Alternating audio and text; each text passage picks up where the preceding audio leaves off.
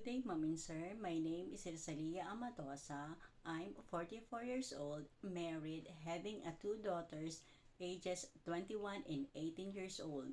My weight is 45 kilograms and my height is 149 centimeters. I am an enthusiastic person, loving, hardworking, caring, and I can work independently. I work in Hong Kong for almost 14 years. In my first employer, I started to work July 2011 to October 2024. My main duties is taking care of two children, doing household chores like mopping, vacuuming, cleaning, and cooking and car washing.